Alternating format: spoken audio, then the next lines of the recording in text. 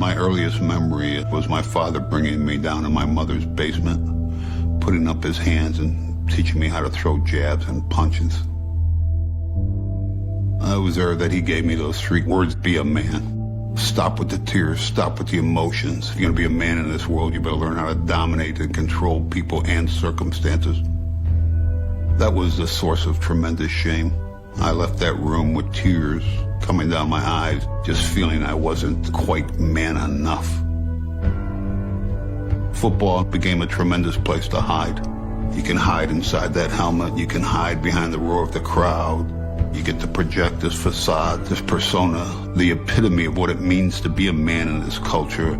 I thought if I could manifest this hyper masculinity, well, somehow that would validate who and what I was. Certainly my father would respect that, to see how powerful, how strong, how tough I was, then give me the love and attention that I desperately wanted. I'd ask every man to think about what age they were, what was the context when someone told you to be a man. That's one of the most destructive phrases in this culture, I believe.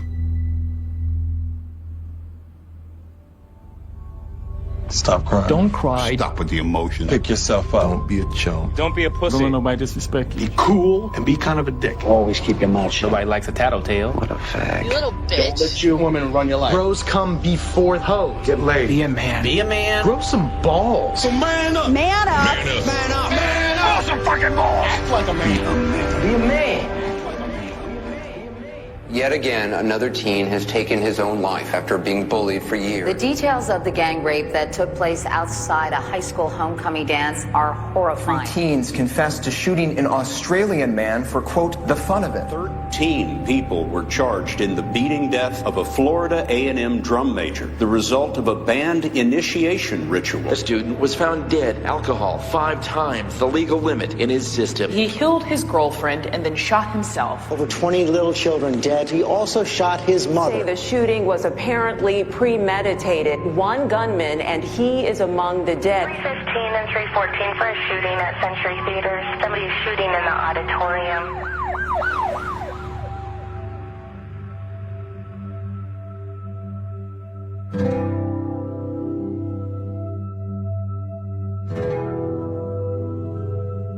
If you really knew me, you would know I feel like an outsider at school.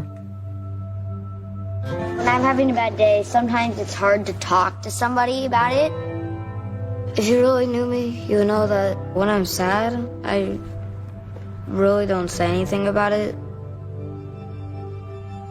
I used to hide emotions. Like, when I'm sad, I wouldn't tell anybody. And when I'm mad, I wouldn't tell. For a long time, I didn't have any friends, so I didn't have anyone to talk to. We don't really talk about feelings or nothing in our house. If you really knew me, you know that sometimes I feel like I can't be myself. If you really knew me, you would know that I don't really know my dad. If you really knew me, you would know that my dad, he in jail, and I don't think I ever seen him out of jail. Around 5th grade, my mother passed away. Most people don't know that about me. If you really knew me, you would know that my mom and dad fought over me. My parents went through a little phase where they told us they were gonna get a divorce. I just needed someone to talk to about it. My mom didn't have no good boyfriends. We were abused. I felt like just giving up on life. I got bullied in 6th grade. I felt like an outcast. I felt alone for a long time.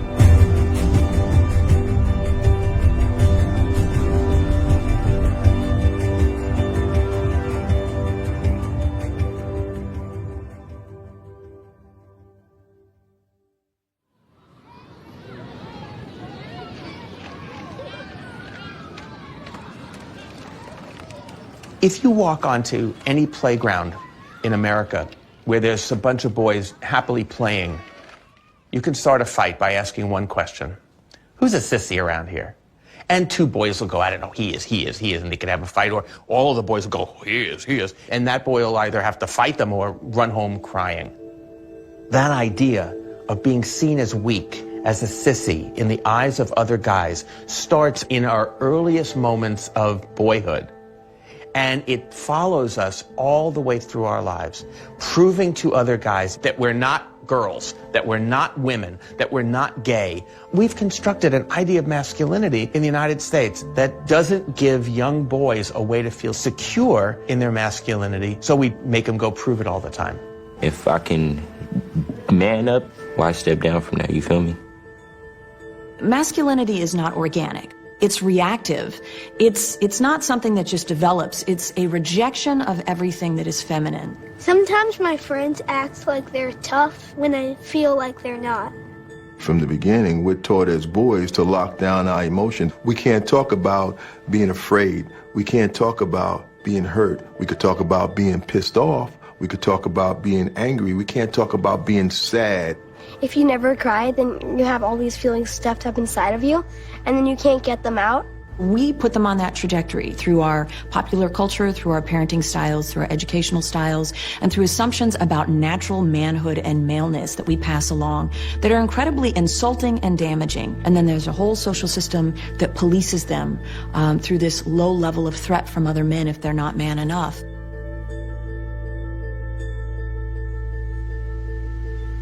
Today we're going to get into how we learned masculinity as children, where we learned it from, who taught it to us. And I'm just going to ask some of you guys to shout out the ideas that you had on it from your childhood. In my household, we don't cry. Showing emotion is like you're weak. If you hurt, just hold it in. No tattletailing. Fight back. You know, everything was surrounded around money. Be the best. Go for the triple instead of the double. It was okay to be a womanizer. A man has to be dominant and in charge and has control. You know, a man does everything to the extreme. Never back down from anything. A man used violence to solve problems.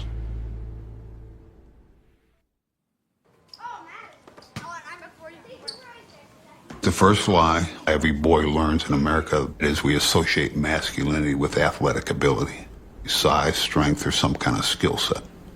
I've always felt the pressure of you need to be buff, you need to be masculine, you have to have a six-pack. Those boys that can catch it down and out or hit the hanging curve are elevated. I want to play football, basketball, one of the sports, have fun doing it, make money, like one of them TV type lives.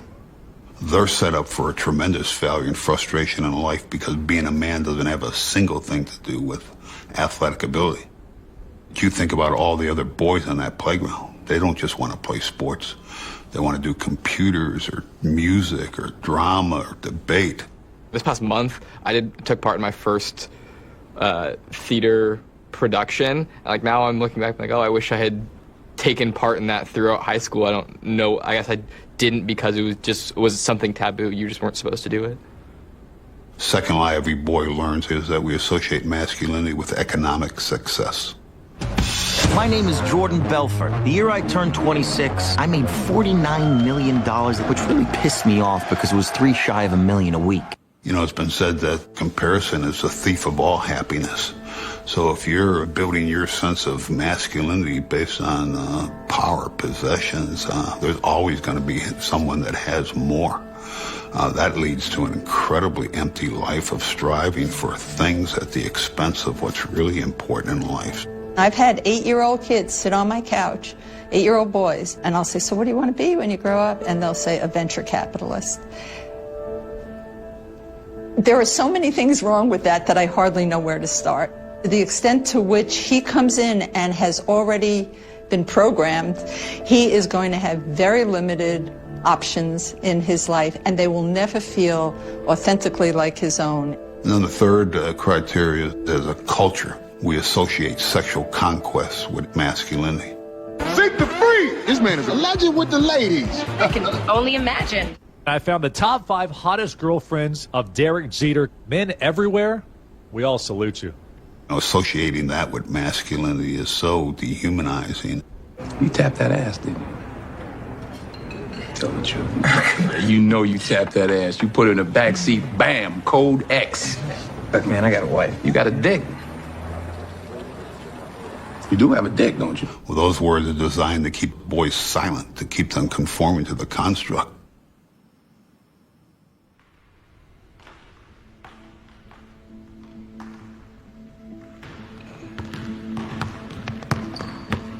My grandfather is very much that alpha male type. He's a former military drill sergeant, good old boy from the South, who was able to go out in the world and sort of pull himself up by his bootstraps and very much fulfill sort of the American dream in that regard. Granted, he was a white male in a particular time, which gave him access to that success, even if he was poor to begin with. I grew up with my grandfather's voice, hearing you need to be bigger, stronger, faster. So I was always having to prove myself and never succeeding. That made me very insecure and not feeling like I was good enough. When I was a kid, I had long blonde hair, I had a very high voice. I wasn't a cool kid. I was this awkward little kid. I sang in choir, I played clarinet in the band, but I also played baseball and football and basketball, and got to do all those different things and express myself in all sorts of different ways. Things changed around middle school. I started to get bullied and made fun of. You could call it a fag or a pussy or a sissy or a wuss, and that's when those social pressures really kicked in. I cut my long hair off, changed the way I dressed, I dropped my voice. I don't even know when my voice naturally broke. I have no idea because I forced it low. I played more sports and joined all the teams. I dated the head cheerleader and distanced myself from people who were less masculine than me. I had a friend who didn't play sports, was kind of effeminate. He was being picked on even more than I was. And instead of me sort of staying by his side and being his friend, I remember to some degree making the decision to push myself to not be friends with him anymore, to not go to his house, and I remember him asking me why I did that. And I couldn't tell him, I didn't know what to tell him at the time. School was a training ground for me to learn how to perform masculinity, to perform to be one of the guys.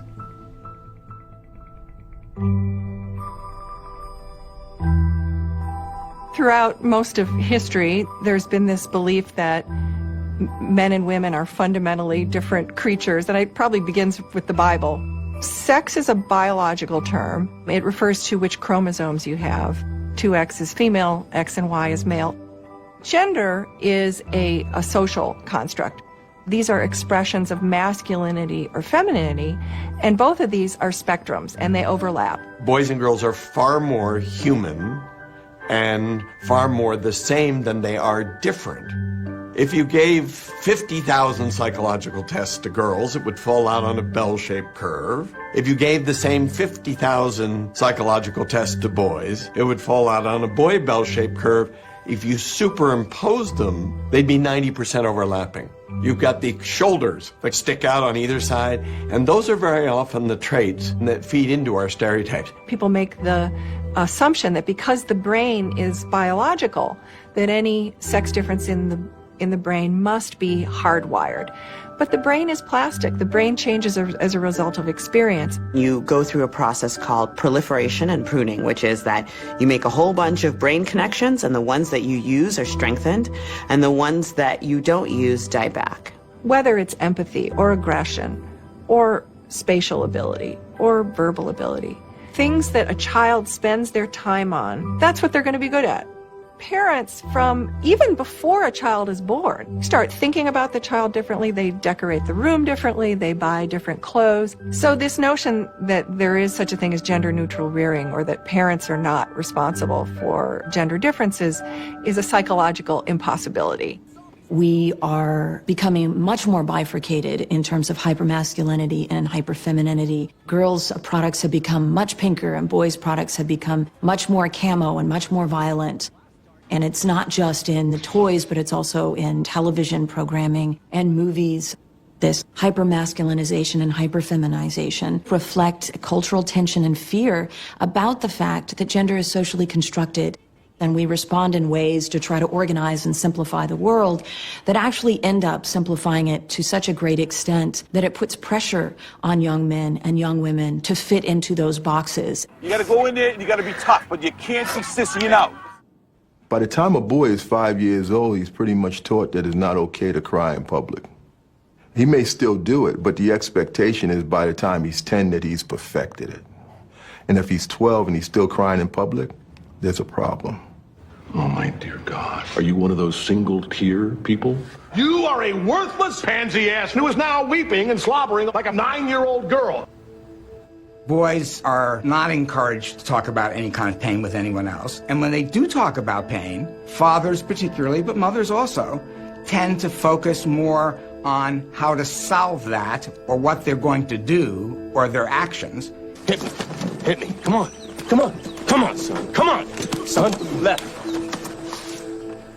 They're learning how is it possible for them as boys to be in the world and to engage in their relationships and to behave in ways that will be considered socially acceptable. And in learning to accommodate to those ideals, they're learning to conceal or just downplay qualities that are traditionally associated with girls and women. Mothers are told that if they hold the boy too closely, they're hurting his development. You're making him a mama's boy. You want to be a flying monkey mama's boy snitch? Or do you want to be a man?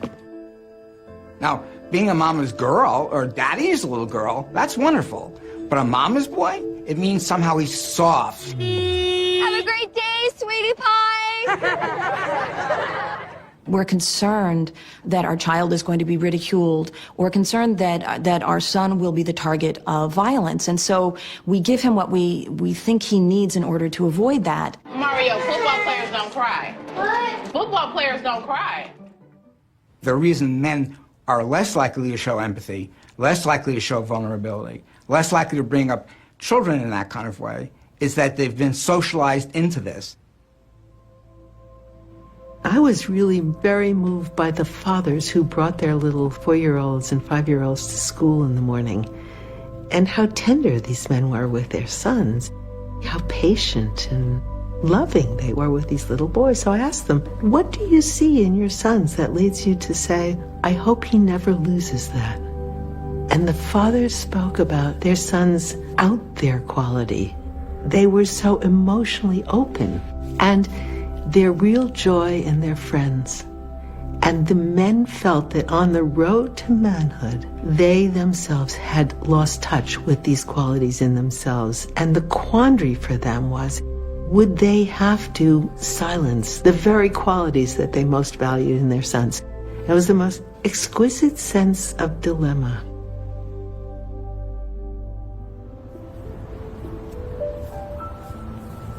Nice. My father, we didn't really have a great relationship. His night job was drinking. He was an alcoholic. I was afraid of him.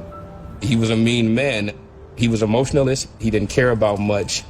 In his eyes, going to school wasn't the power behind what we should have been doing. It was get a good job, get a lot of women, and then you're a man. My mother was more of my striving force. She taught me that education was important. So every year, on Mother's Day, of course, I would send her a Mother's Day card, but also I would send her a card on Father's Day, and I would just thank her for playing both roles in my life. The moment I found out I was going to be her father was very scary for me. I was an undergrad, and my son's mother told me she was pregnant, and we were no longer together. And I told her, if she wanted, I would raise him. I would take care of him. My father didn't raise me, and it's just very important for me to raise my son. It's been very hard to play both roles as a mother and father for Jackson. I was taught that men are tough, they're strong. I spent a lot of nights crying because he did have feelings, and I had to, take care of that. And then one day it clicked. And it clicked because Jackson said to me, Daddy, I'm sensitive. And I was like, okay, okay. So then I just started reading a lot, doing Google searches on how to be sensitive and stuff like that. I started just asking him how he felt. Like, how do you feel? Why are you sad? Are you okay?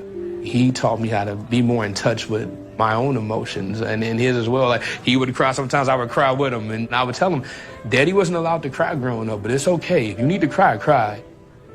It took some time for me to get there. Men are doing better. Men are much more loving with their sons and speak about love and hugs and kisses, you know. Men are much more purposeful in, you know, the experience of nurturing their children and sharing in those responsibilities. So we are getting better. The fact that we're having this conversation speaks to progress, but it doesn't take away that there's a lot of work still to do.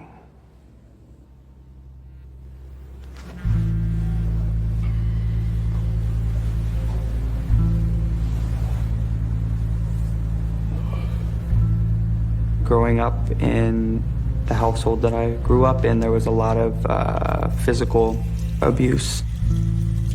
My father used to beat my mother pretty horrifically from my recollection. My father sold drugs, and that's how he made his living. He was in and out of prison my entire childhood.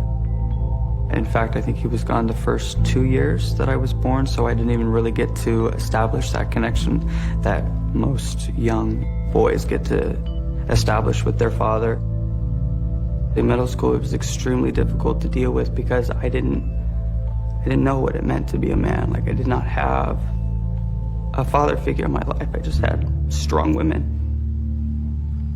I was bullied a lot growing up because I'm not the most masculine of men. I never have been. Why am I ostracized and treated different? Because I don't want to fight. Because I don't see the point in having rampant, unprotected sex with uncountable women and then sitting here and boasting about it over booze and smoking a joint. And yet that's what society deems as masculine. I don't value that. And I think it's because I still am so close to my mom and to my grandmother, and they're both extremely strong and respectable, not only women, they're respectable people. And so that's to me is what I wanted to emulate.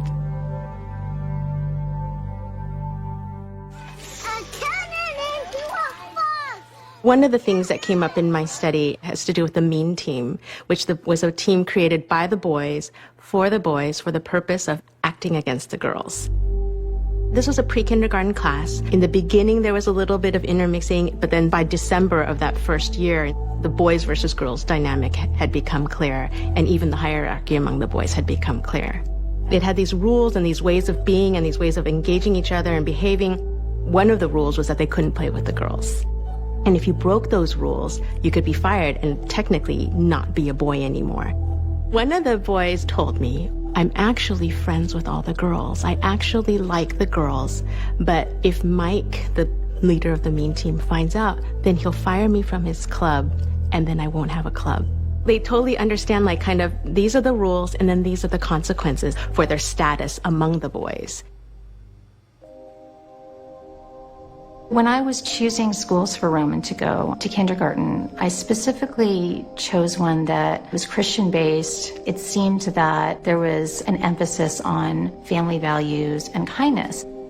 But by the end of kindergarten, I started to see a change in my son's behavior and the kids around him. And I would describe it as like just a hard edge that got progressively worse. In first grade, there were days where he would come home and just burst into tears. And I would say, what is going on? And he said, well, so-and-so pushed me out of line for the 4th time this week, and the teacher really didn't do anything about it. Or, they were making fun of me at recess. Or, I went to soccer practice and they said I was the worst person on the team. So it started with things like that. And by 2nd grade, there was one day where he came home saying that he was strangled in the hallway. By the middle of the school year, I would pick him up from school, and I could see in his face that he was doing everything he could to hold back the tears because he didn't want to be made fun of even more by the boys. And the second we drove half a block away, just the floodgates opened, and he was so sad. I just felt alone. I wasn't doing what everyone else was doing. I was different.